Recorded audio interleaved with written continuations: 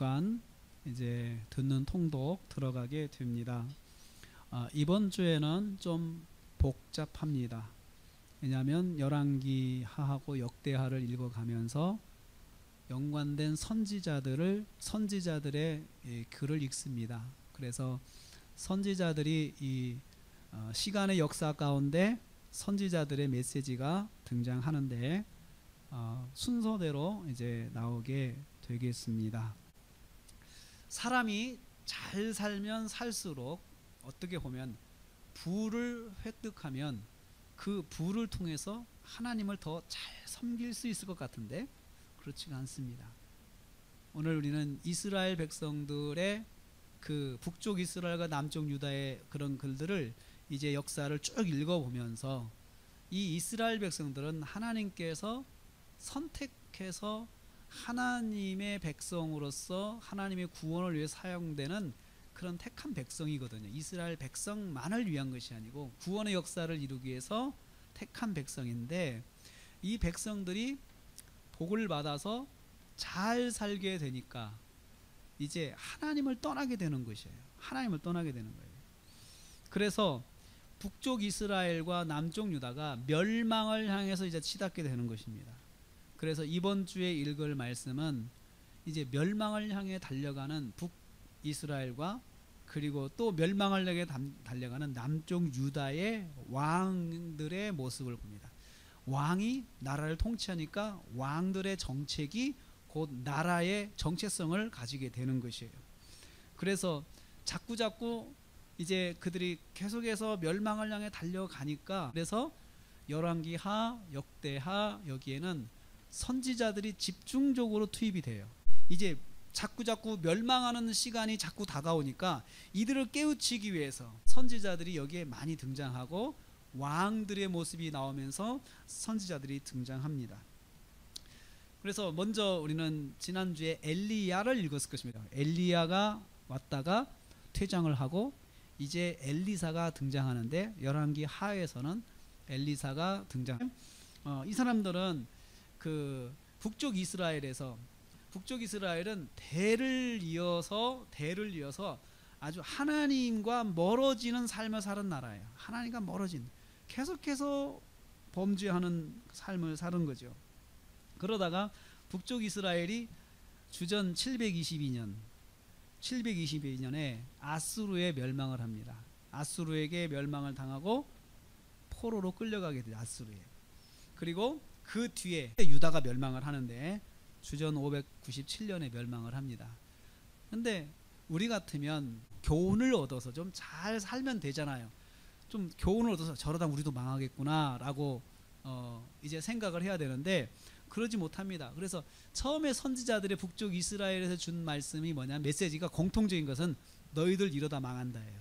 정신 차려야 된다, 한결같은 메시지예요. 그런데 남쪽 유다도 그 멸망의 그런 그 수레바퀴에서 벗어나지 못해요. 그래서 바벨론의 느부갓네살 왕이 예루살렘을 공략하고 그리고 인구 대부분을 포로로 잡아갑니다. 한 번 와가지고 20만 명을 끌고 와버려요. 남쪽 유다가 정신을 못 차립니다. 정신을 못 차리고 또 계속해서 하나님의 말씀대로 살지 않는 것이에요. 그래서 이제 하나님께서 선지자들을 보내셔서 희망의 메시지로 전환을 하게 되는 것입니다. 선한 왕이다, 악한 왕이다. 선한 왕과 악한 왕의 기준은 뭐냐면 하나님 보시기에 정직히 행하여 라는 말이 이제 반복이 됩니다. 선한 왕한테는 하나님 보시기에 정직히 행하여 라고 평가된 왕은 선한 왕입니다. 그래서 여기서 보면 하나님 보시기에 십계명 기준으로 살았느냐 살지 않았느냐 이거예요. 살았느냐 살지 않았느냐. 오늘날도 마찬가지예요. 우리가 어떻게 살았느냐. 내가 하나님 말씀 계명 따라 살았으면 나는 선한 사람이에요. 이것은 세상에서 죄를 진 사람은 악한 사람이죠. 죄 안 지면 선한 사람이죠. 이거 좀 기준이 달라요. 선하게 평가되지만 하나님 말씀에서는 이 사람은 악한 왕이에요. 왜냐하면 이 사람은 하나님 말씀대로 살지 않았어요. 십계명에 벗어나는 삶을 살았어요. 가장 중요한 게 우상 숭배를 했어요. 우상 숭배. 그래서 하나님 말씀을 기준으로 해서 살지도 않았고 우상을 섬기도록 독려하고 우상의 당을 지면서 자꾸 그쪽으로 백성들을 끌고 가. 그래서 악한 왕이 됐습니다. 선지자들이 이제 왕성하게 활동을 합니다. 나라가 망하게 되니까 하나님께서 그들을 그 가운데 깨닫는 사람들을 세우기 위해서 왜 선지자들을 보내실까요? 그 가운데 들을 귀가 있거든요. 듣는 귀가 있거든요. 어떻게 하라는 거예요? 하나님의 말씀대로 순종하고 말씀을 듣라, 그렇게 요구를 합니다. 이런 메시지를 저는 선지자들은 두 가지 종류로 나눠볼 수 있어요. 첫째는 행동을 통한 선지자, 두 번째는 말씀을 통한 선지자, 두 종류로 나눌 수가 있는데, 활동 중심으로 메시지는 기록된 건 없지만 활동 중심으로 하나님의 뜻을 전한 사람들이 활동을 중심으로 한, 행동을 중심으로 한 선지자입니다. 대표적으로 엘리야와 엘리사입니다. 엘리야와 엘리사. 그래서 행동을 중심으로 한 선지자들에게는 그 죽은 사람도 살리고 또 그릇에 음식이 막 담기는, 기름이 막 담기는 기적도 행하고, 그리고 물을 가르는 기적도 행하고, 나만 장군을 고치는 기적도 행하고, 이렇게 하지만 그들이 가지고 있는 메시지는 없습니다. 엘리야서라는 성경은 없잖아요. 그들은 행동을 통한 선지자입니다. 요나 선지자는 선지자 중에 제일 먼저 활동한 선지자입니다. 요나서는. 그래서 요나서를 우리가 제일 먼저 읽는데, 그런데 이 요나 선지자는 해외에서 활동을 했어요. 해외에서. 그 사람은 북쪽 이스라엘 선지자인데 해외에서 활동을 했어요.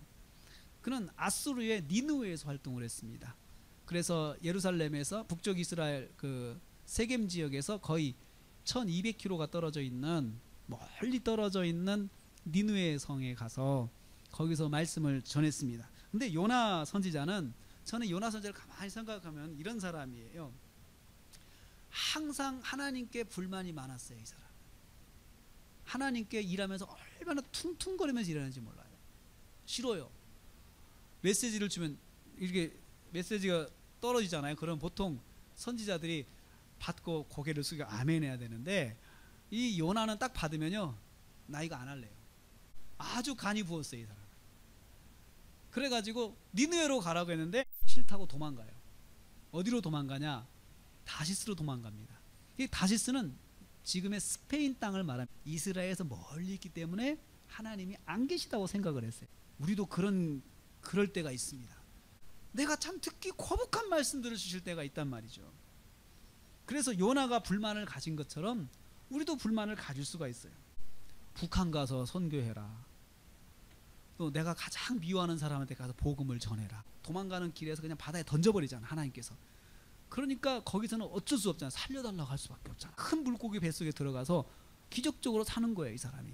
3일 동안 거기서 기도했다 그래요. 3일 동안 이 사람이 살아납니다. 그래서 맞았으니까 가야 되죠. 그냥 갑니다. 가서 말씀을 전했더니 놀라운 일들이 나요. 니느웨는 하나님을 알지 못하는 곳이에요. 자기가 생각할 때. 거기는 유대인들도 있는 것도 아니고, 유대 땅도 아니고, 이스라엘 땅도 아니고, 자기가 사는 곳에서부터 먼 곳에 있는 나라인데, 자기가 그냥 될 대로 되라 하고는 가서 예수 믿고 구원 받으세요 그랬는데 그 나라가 다 뒤집어졌어요. 그거 보면은 보통 감동이 와야 되잖아요. 요나는 감동이 안 왔어요. 화가 났어요. 이건 아니야. 이건 내가 생각한 게 아니야. 이건 너희들 회개하면 안 돼. 회개하면 안 돼. 그래서 요나가 화가 났어요. 하나님, 이게 뭡니까? 화가 나가지고 하나님한테 또 퉁퉁거립니다. 입이 이만큼 나와가지고 그냥 앉아서 하나님한테 원망을 합니다. 그럴 때, 그때 우리가 아까 읽은 말씀, 요나서 4장 10절 말씀이에요. 요나야, 네가 수고도 아니하고 재배도 아니한 하룻밤에 났다가 말라버린 이 박넝쿨, 그 뜨거운 햇볕에서 있을 때 박넝쿨이 나와가지고 요나의 머리를 싹 가려줍니다. 위를. 이 요나가 이렇게 니느웨 성을 쳐다보는 거예요. 무슨 꼴이 일어나나. 자기가 전도하고 나서 막 회개 역사 일어나니까 거기 앉아가지고 짜증을 내는 거예요. 그때 하나님께서 이 박넝쿨을 말라줄게 합니다. 그러니까 또 말라 죽은 것을 보고는 또 짜증을 내는. 그러니까 하나님께서 그 말씀하신 거, 너 박넝쿨 보고 섭섭하게 생각했지. 이것이 없어지니까 네가 너를 시원하게 한 박넝쿨도 이렇게 아끼는데 내가 창조한 영혼들, 니느웨 하나님을 나를 알지 못하는 저 영혼들이 정말 회개하고 생명을 사는 그 문제로 내가 그들을 아끼지 않겠냐. 하나님께서 그렇게 말씀을 하십니다. 거기에 대해서 요나서는 요나가 뭐라고 대답했는지 나오지 않아요. 끝나지 않았어요. 뭐라고 했는지 말은 하지 않고 그냥 매듭을 짓습니다. 우리가 알아서 생각을 해야 되는 것이에요. 저는 아마도 요나가 거기에서 무릎을 꿇었을 거라 생각을 해요. 그러면 왜 하나님께서 니느웨를 회개시켰을까요? 니느웨는 아수르의 수도라고 그랬습니다. 아수르가 이제 조금 후면 722년이면 북쪽 이스라엘을 정복합니다. 멸망시킵니다. 그리고 거기 있는 이스라엘 백성들을 다 포로로 끌고 갑니다. 그래서 이 아수르의 그 정복 정책은 그 나라에 있는 사람들을 다 끌고 자기 나라 데려가 버려요. 그리고 자기 나라 사람들을 이주시켜 버려요. 이주시켜 가지고 그냥 혼혈 정책을 만들어 버리는 거예요. 그래서 민족 정체성 자체를 없애버리는 거예요. 그래서 민족 자체가 다 그냥 시간이 갈수록 흐지부지하게 만드는 거죠. 그래서 이스라엘 백성을 니느웨까지 이제 끌고 가는 고난의 길을 가게 되는데 그 니느웨 성에 갔더니 자기들이 망해서 끌려갔는데 거기서 예배가 있는 거예요. 하나님을 예배하는 예배가 있는 거예요. 이게 무슨 일이에요 이게? 글쎄 거기에 하나님을 아는 사람들이 있어요. 하나님을 믿는 하나님의 백성들 반갑다고 맞아주는 사람들이 있어요. 하나님께서는 요나가 생각하지 못한 이스라엘의 미래를 준비하셨어요. 이스라엘이 포로로 끌려가서 고난당하지 않도록 하나님을 믿는 사람들을 거기다 만들어 놓으신 거예요. 그 요나서는 우리한테 이런 메시지를 전해줍니다. 하나님은 유대인만을, 이스라엘만을 구원하시는 하나님이 아니에요. 하나님은 세계 열방을 구원하시는 하나님이에요. 그리고 하나님은 온 지구, 온 세계의 나라들을 통치하시는 분이세요. 거기에서 요나가 말씀을 전했을 때 사람들이 하나님 앞에 나와서 회개하고 엎드립니다. 놀라운 일이죠. 하나님은 거기에도 계신다는 거예요. 그런데 요나는 그런 생각을 했어요. 민족주의적인 생각을 했어요. 민족주의적 신앙관을 가지고 있었어요. 우리 민족만 하나님 믿어야 된다고 생각을 했어요. 여러분, 우리 민족만 하나님을 믿고 우리 민족만 복을 받아야 된다고 생각하는 것은 그것은 지금 현대 유대인이 똑같습니다. 유대인이 가지고 있는 생각과 똑같아요. 그렇지만 하나님은 그들의 생각을 깨뜨리고 니느웨 성에 있는 사람도 복음을 전하게 하시고, 그리고 우리에게 예수님께서는 땅끝까지 이르러 복음을 전하라고 하셨어요. 땅끝까지 이르러서 우리만 믿지 말고 다른 민족에게도 복음을 전하라는 것이죠. 그래서 예수님의 족보에 보면은 이방인들이 많이 있습니다. 그 유대인들이 자랑스럽게 생각하는 그 족보, 유대인들의 족보에 이방인들의 피가 많이 섞여 있어요. 그들이 끔찍하게 싫어하는 그 이교도들의 피가 들어가 있어요. 하나님께서 구원의 족보 속에 포함시켜 놓으신 거죠. 구원은 은혜입니다. 순전히 구원은 은혜입니다. 은혜지 어떤 자격이나 혈통이 아닙니다. 그래서 오늘도 우리는 이런 생각을 해야 합니다. 내가 나된 것은 하나님의 은혜다. 내 공로가 아니다 라는 생각을 해야 합니다. 그 다음에 아모스 선지자가 나옵니다. 아모스 선지자는 아모스서를 기록한 사람이죠. 그래서 이 사람은 행동의 선지자가 아니고 기록의 선지자죠. 말씀을 통한 선지자인데 아모스도 요나하고 동시대에 사역을 했던 사람인데 이 사람은 이스라엘 안에서 활동을 했습니다. 이스라엘 안에서 활동을 했어요. 요나가 해외에서 활동했는데 이 아모스는 이스라엘 안에서 활동을 했습니다. 북쪽 이스라엘 사람입니다.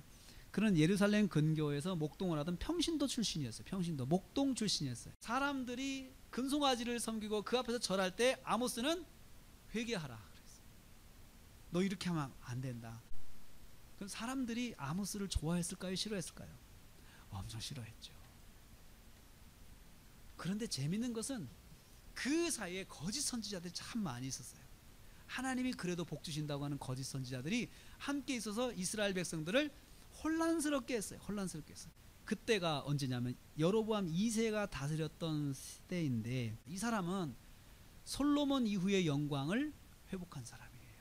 솔로몬 때와 같은 영광을 회복했던 사람으로서 경제적 부흥을 일으켰고 정치적 성공을 했어요. 그래서 나라가 풍요로워졌습니다. 솔로몬 때처럼. 그런데 그때 이 사람들은 영적으로 타락하기 시작했어요. 하나님과 멀어졌어요.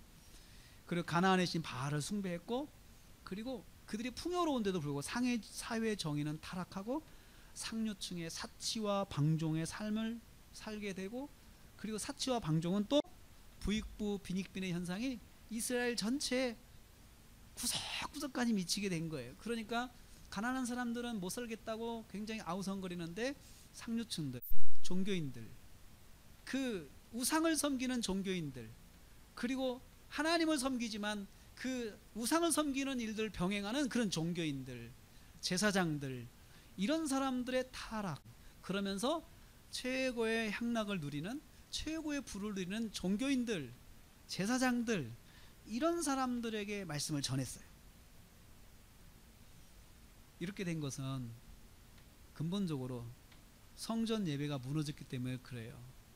제사장들이 성전에서 하나님을 예배하는 그 예배를 무너뜨리고 우상으로 갈아탄 거예요. 그들은 다원주의 신앙을 가졌어요. 하나님을 믿고 우상도 믿었어요. 제사장도 그랬습니다. 그래서 종교가, 하나님을 믿는 종교가 정직하지 못하면 사회에 불행을 낳습니다. 그리고 사회가 더 불의해집니다. 왜 그럴까요? 요즘 말로 법정에 가면 법대로 하면 부자가 다 이기는 거예요. 하나님 말씀으로 제사장들이 잘 분별해주고 그렇게 하면 안 됩니다라고 해야 되는데, 제사장들도 역시 그쪽 편에 서는 거예요. 그쪽 편에 서는 거예요. 그래서 하나님께서 선지자 아모스를 보내서 영적 타락 가운데 있는 이스라엘을 깨우기 위해서 그 사회를 꾸짖게 하십니다. 사회 그 영적인 어둠을 깨도록 아모스를 보내신 것이에요. 아모스를 보내셨어요. 아모스서에는 이런 메시지가 있습니다. 그리스도인의 사회적 책임에 대한 메시지가 있어요. 그리스도인의 사회적 책임. 우리 믿는 사람들이 말씀으로 돌아가서 말씀으로 살아야 되는 것은, 우리가 그냥 나 혼자 의롭고 착하게 사는 것이 아니고 그 말씀으로 사는 사람으로 해서 사회가 정화되는 거죠. 깨끗하게 말씀으로 사는 걸 통해서. 그래서 우리가 복음주의 협회가, 세계 복음주의 협회가 복음주의 회의를 열고 참회 회개한 것이 하나 있습니다. 그것은 뭐냐면, 사회의 부조리와 부정에 대해서 우리 복음주의가 눈 감았던 거에 대해서 회개했어요. 이것은 성경적이지 않았던 거예요. 성경적이지 않았어요. 그래서 우리 성경은 잘못된 거에 대해서, 아모스서를 보면은 아모스가 왕에게 가서 외칩니다. 불이다. 제사장들에게 외칩니다. 이건 불이다. 잘못된 것이다. 우리가 이렇게 하면 안 된다라고 이야기를 합니다. 그 경고를 무시한 이스라엘이 멸망하게 되는 것입니다. 멸망하게 되는 것이죠. 그리고 호세아 선지자가 나옵니다. 호세아 선지자는 이 사람의 성품은 굉장히 고상한 사람이에요. 이 사람은 정말 고상하고 착해 보이고 품성 좋은 모범생이에요. 이 사람은. 호세아는, 그 사람은 주전 755년부터 북쪽 이스라엘이 멸망한 때까지, 나라가 망할 때까지 메시지를 전하면서 그 망하는 나라를 보면서 마음 아픈 삶을 살았던 사람이에요. 근데 이 사람의 메시지를 가만히 보면, 이 사람은 하나님의 사랑을 마음속에 깊이 품고 있는 사람이에요. 백성을 얼마나 사랑하는지 그 마음을 아주 마음 깊이, 사람이 그 표가 안 나는 것 같으면서도 마음에 깊이 사랑하는 사람은 사랑을 가지고 있는 사람이었습니다. 근데 하나님께서 이런 고상한 청년 이 호세아한테 이런 명령을 하셨습니다. 창녀 고멜하고 결혼하라고 그러셨어요. 그러니까 이 사람이 왜 매춘보고 결혼했냐? 하나님이 중매를 그렇게 하신 거예요. 근데 이 고멜이 집을 나갑니다. 그러면 이 고상한 이 호세아가 가서 부인을 설득해서 데리고 와요. 여보, 집으로 갑시다. 내가 다 용서할게, 갑시다. 그러면 고멜이 또 집으로 와요. 좀 살다가 데리고 옵니다. 그런 삶을 반복을 합니다. 그러면서 아이를 낳습니다. 아이를 낳는데 아이 이름도 하나님께서 또 장명을 해주세요. 그렇게 철저하게 개입하시는 선지자예요. 정말 이러면 못 살 것 같은 생각이 들어요. 내가 선지자를 그만두면 그만뒀지, 하나님께서 왜 이렇게 내 인생을 막 그냥 바꿔놓으시면. 그 다음에 아이를 낳았더니 이름 내가 지어주마 해서 이름을 지어준 첫째 아이를 이스라엘 했는데, 이름 뜻이 뭡니까? 하나님께서 흩뿌리다, 그 뜻이에요. 좋은 이름은 아니잖아. 흩어서 버려버릴 놈. 하나님께서 그런 이름을 지어주시고 그렇게 하라고 하니까 이 고상한 선지자가 알았습니다. 반항 한 번을 못해요. 둘째 이름을 딸을 낳았어요. 로루하마라고 해서 로루하마요? 아유, 하나님 또 이렇게 반항도 못하고, 네, 로루하마 자비가 없는 놈아. 셋째를 낳았어요. 셋째는 로암미라 하나님 또 장명을 지었어요. 내 백성이 아니다, 그 뜻이 이런 거예요. 내 백성이 아니다. 이름마다 하나님께서 가정을 쪽내는 이름을 주시는 거예요. 근데 선지자가 이걸 다 그대로 받아요.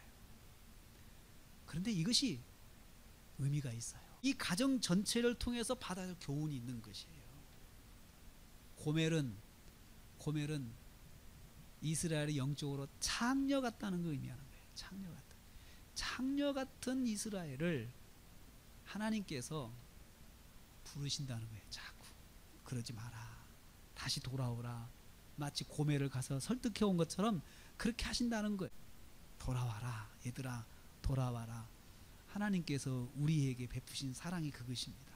우리가 범죄를 하면, 죄를 지면 그냥 바로 매로 때리시고 그러시면 되는데 그렇게 안 하셔요. 공의로우시지만 하나님이 사랑이 있으세요. 그래가지고 이 고멜을 이 호세아가 찾아가서 설득하고 집으로 데려온 것처럼 하나님께서도 우리에게도 그런 마음이 있으신 거예요. 돌아와라. 그런 마음으로 하나님이 계신다는 거예요. 돌아와라 부르시는 거예요. 호세아서 6장 6절을 한번 읽어봅시다. 호세아서 6장 6절 같이 읽어볼까요? 하나님께서요, 제사 안 드려도 돼, 예배 안 드려도 돼, 더 중요한 게 뭐냐?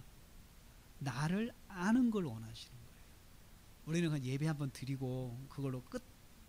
예배 드려주고, 하나님 내가 예배 드렸잖아요, 우리 그렇게 말할 수 있잖아요. 이스라엘 백성이 딱 그랬어요. 하나님, 내가 어제 가서 제단 쌓았잖아요. 그냥 그걸로 좀 눈 감아주세요 라고 그렇게 이스라엘 백성들이 자꾸 변명하고 튕길 때 하나님께서 그렇게 말씀하신 거예요. 자, 이렇게 말씀하시는 하나님의 모습을 한번 가만히 생각해 보세요. 얘야, 나는 제사보다도 인애, 사랑을 원하고요, 번제보다도 하나님 알기를 원한다. 첫 번째, 인애를 원한다는 건 하나님의 자비와 사랑, 너희들이 살면서 하나님의 나의 자비와 사랑을 베풀면서 살기를 원한다. 예배는 안 드려도 가서 나의 사랑으로 섬기고 사랑으로 품어주고 용서하고 살아라, 이걸 원한다. 안 드려도 나를 좀 알았으면 좋겠다. 호세아서 11장 3절 보세요. 11장 3절 보세요. 11장 3절. 여기에는 기막힌 하나님의 마음이 담겨 있어요. 11장 3절 같이 읽겠습니다. 그러나 내가 에브라임에게 걸음을 가르치고 내 팔로 안았음에도 내가 그들을 고치는 줄을 그들은 알지 못하였도다. 에브라임이 이스라엘을 말해요. 이스라엘 백성을 그들에게 걸음마를 가르쳐 주셨어요? 안 주셨어요? 그런데도 그들은 내가 그들을 고치는 줄을 알지 못한다. 품어줘도 모르고 고쳐줘도 몰라요. 이스라엘의 눈이 어디에 가 있어요? 하나님께 가지 않고 다른 데 가 있는 거예요. 여러분, 하나님께서 우리를 그렇게 해주시는데 우리는 눈이 다른 곳에 가 있어서 하나님의 역사를 우리가 모를 때가 많아요. 하나님이 여기에서 우리한테 굉장히 호소하시는 소리예요. 이거, 야 얘들아, 내가 이렇게 너희들을 걸음마도 가르쳐주고 다 그랬는데 왜 그러냐, 그 말이에요. 안타까움이 있어요. 11장 8절 한번 읽어보세요. 11장 8절 같이 읽겠습니다. 에브라임이여, 내가 어찌 너를 놓겠느냐? 이스라엘이여, 내가 어찌 너를 버리겠느냐? 내가 어찌 너를 아드마같이 놓겠느냐? 내가 어찌 수보임같이 두겠느냐? 내 마음이 내 속에서 돌이키어 나의 국률이 온전히 불불 듯 하도다. 제 가운데 있는 이스라엘 백성을 보시면서 마음 아파하시는 하나님의 마음을 여기서 볼 수가 있어요. 여러분, 우리는 죄를 짓고 그 결과로 내가 고통을 당할 때 나만 괴로운지 알 수 있어요. 나만 괴롭다고 생각할 수 있어요. 내가 죄 지어서 너무 괴롭다. 그런데 여러분, 여기서 하나님께서 더 상처를 받으시고 마음 아파하시는 것을 여기서 볼 수 있어요. 여러분, 그렇지 않아요? 사랑하는 자녀가 어떤 일에 실수해서 잘못돼서 뭔가 마음의 고통을 받고 자책하고 고통을 받을 때 부모가 더 괴롭잖아요. 하나님의 마음이 여기에 있어요. 하나님께서 내가 너희를 용서하겠다, 나의 큰 일로서 너희를 내가 품어주겠다라고 하는 마음, 여기서 말씀하고 있어요. 이것을 호세아 선지자가 이스라엘 백성에게 전하고 있습니다. 이스라엘 백성이 전하고 있어요. 호세아 선지자가 하나님의 마음으로 하나님께 주신 대로 해서, 이 사람은 거의 자존감이 없어 무너진 사람이에요. 주의 종 하나님께서 선지자들을 사용하실 때 참 선지자들을 참 하나님 뜻대로 험하게 사용하시는 걸 봐요. 요나는 니느웨까지 걸어가라고 하지 않나요? 이 호세아 선지자한테는 결혼도 자기 맘대로 못하게 하고, 그렇게 해서 자기 딸, 사랑하는 아들에게 정말 예쁜 이름 하나 붙이고 싶은 부모의 마음도 하나님께 박탈하시면서 내 맘대로 하마라고 이끌어 가시는데, 그게 주의 종의 길입니다. 주의 종의 길입니다. 마지막으로 이사야 선지자가 나옵니다. 이사야 선지자는 북쪽 이스라엘이 멸망하고 딱 그때부터 남쪽에서 활동한 선지자예요. 남쪽 유다가 이제 남았을 때 남쪽 유다로 보내십니다. 그러면서 제일 먼저 메시지가 뭐겠어요? 너희들 봤지? 정신 안 차리면 너희도 망해. 이게 이사야의 메시지예요. 60년을 활동을 했어요. 60년 동안에 이스라엘 백성들을 쫓아다니면서 유대 남쪽 유다를 쫓아다니면서 왕들한테 찾아가고, 우시야 왕, 요담 왕, 아하스 왕, 히스기야 왕, 이 왕들을 찾아가면서 하나님 말씀대로 살아야 됩니다, 하나님 말씀대로 백성을 가르쳐야 됩니다 라고 메시지를 전한 거예요. 얼마나 그래서 백성들이 싫어했는지 몰라요. 백성들이 싫어했어요. 그래서 이 이사야 선지자는 왕들한테 너무너무 미움을 많이 받았어요. 히스기야 왕만 이사야 선지자 말을 좀 들어줬어요. 그리고 결국 이 사람은 어떻게 됐냐면은 악한 왕 므낫세 왕에 의해서 참수당했어요. 므낫세 왕이요, 저 미운 것 제거해야 되겠다고 죽여버렸어요. 그런데 여러분, 그냥 참수라고 기록이 되어 있는데 이스라엘의 역사에 보면은 이 므낫세 왕이 이 이사야 선지자를 톱으로 켜 죽였어요. 톱으로 켜 죽였는데 나무 톱으로 켜 죽였어요. 쇠톱은 빨리 죽으니까 나무 톱. 고통스럽게 죽은 사람이에요. 60년간 사역을 하고 마지막은 그렇게 순교한 사람이 이사야 선지자예요. 근데 이사야 선지자가 여기서 우리는 이사야서 1장 16, 17절 보세요. 거기서 회개의 9가지 모습을 여기서 우리가 보게 돼요. 회개의 9가지 모습. 이사야 1장 16절 17절. 이사야서 아가 이사야, 욥기 10은 잠언 전도서 아가 이사야, 이사야서 1장 회개 모습, 회개, 바른 회개에 대해서 이게 나옵니다. 16절 17절 말씀, 16절 17절 말씀. 자, 읽겠습니다. 시작. 너희는 스스로 씻으며 스스로 깨끗하게 하여 내 목전에서 너희 악한 행실을 버리며 행악을 그치고 선행을 배우며 정의를 구하며 학대받는 자를 도와주며 고아를 위하여 신원하며 과부를 위하여 변호하라 하셨느니라. 자, 여기서요 첫째 스스로 씻으라 회개하는 거죠. 씻으라. 두 번째, 스스로 깨끗하게 하라. 스스로 깨끗하게, 내가 능동적으로 깨끗하게 하는 삶을 살아야 돼요. 그리고 세 번째, 악한 행실을 버리고 행동의 변화가 일어나야 돼요. 행동의 변화. 앞에 두 가지는 스스로 내면적으로 내가 회개하는 거예요. 내가 잘못했습니다 라고 하는 거죠. 내면적 정화죠.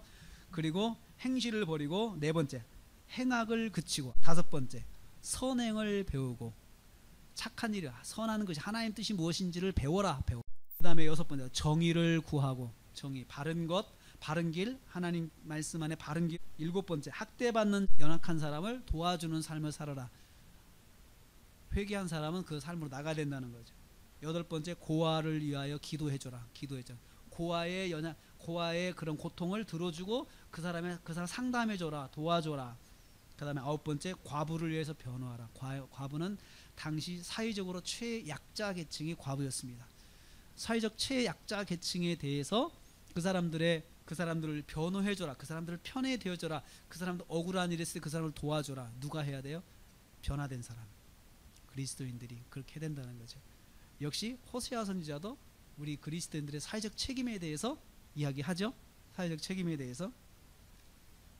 그래서 이사야 선지자는 이스라엘 백성들이 그럼에도 불구하고 하나님을 떠나서 하나님을 배반하는 삶을 사는 것을 2장 6절에서부터 9절까지 말씀 마지막으로 보겠습니다. 같이 읽겠습니다. 시작.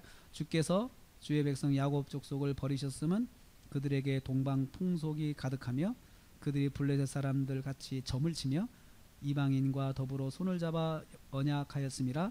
그 땅에는 은금이 가득하고 보화가 무한하며 그 땅에는 마필이 가득하고 병거가 무수하며 그 땅에는 우상도 가득하므로 그들이 자기 손으로 짓고 자기 손가락으로 만든 것을 경배하여 천한 자도 절하며 귀한 자도 굴복하니 그들을 용서하지 마소서.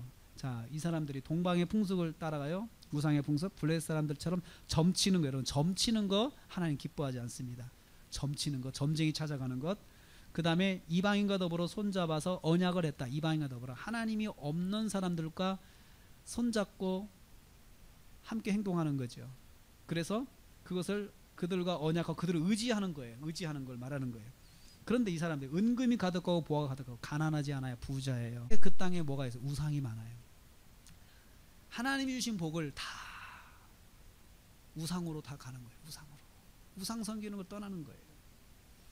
그러니 하나님께서 그들을 용서하지 않으신다.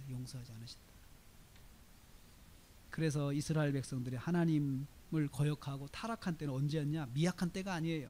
은금이 가득할 때 하나님을 떠났어요. 우리도 현대사회에서 우리 한국 교회가 성도들이 가난하고 어려울 때 참 믿음 생활 잘했거든요. 그런데 부유하고 또 우리가 여러 가지로 참 부족한 것이 없게 되니까 하나님을 떠나고 우상을 섬기는 것들을 많이 보게 됩니다. 교회가 타락하고 물질 중심으로 변하고 그렇게 된 것을 많이 보게 됩니다. 신앙생활은 말씀을 맺습니다. 신앙생활은 예배와 삶이 같이 가야 됩니다. 예배와 삶이. 이스라엘 백성은 예배와 삶이 다 무너졌어요. 예배와 삶이. 하나님께 예배한다는 것은 뭐냐? 관계를 항상 새롭게 하는 거예요. 만나서 우리가 하나님과 관계를 바로 세워놓죠. 그리고 나서 나가서는 말씀대로 사는 것이 있어야 돼요. 말씀대로 사는 것이. 우리가 신앙생활 하는 것은 예배와 삶의 균형을 맞추는 것이 신앙생활이에요. 신앙생활 잘하는 사람은 하나님께 예배를 잘 세우는 사람이에요. 예배를 드린다고 하는 것은 단순히 어떤 월십 안에 그냥 들어가서 이 사람이 있다는 것만 의미하는 것이 아니고 이 사람이 하나님과 관계가 건강하다는 거예요. 예배를 잘 드린다고 하는 것은 건강하다는 거죠. 여러분, 인생의 목적이 부자가 아닙니다. 부자가 인생의 목적이면은 여러분, 부자는 하나님 잘 믿는 거잖아요. 그리고 하나님을 더 믿을 필요가 없잖아요. 더 이상. 그러면 인생의 목적, 문제 해결 다 된 사람은 예수 잘 믿을 필요 없잖아요. 넉넉하든 가난하든 속에서 하나님을 예배하고 하나님 말씀도 살아가는 것을 잘 하는 것을 이스라엘과 유다는 실패한 예배, 실패한 삶을 보여줘요. 그래서 나라가 망해요. 민족이 망해요. 그와 같이 우리가 예배가 무너지고 삶이 무너지면, 그러나 이제 하나님께서 이스라엘 민족 그들을 통하여서 우리에게 주는 교훈이 있어요. 우리도 하나님께 예배하는 삶을 살아야 되고 하나님 말씀대로 살아야 되는 삶이 있어야 되는데, 여기에 실패하면 우리도 하나님 앞에 망할 수밖에 없다는 것이에요. 저와 여러분이 오늘 이 말씀을 통해서 금년 한 해 동안 정말 하나님께 예배하는 삶 승리하시고, 또 가정으로 돌아가셔서 또 사회 속에 살면서 하나님 말씀대로 살아가는 삶을 살아서 하나님 영광 돌린 저 여러분 되시기를 주님의 이름으로 축복합니다.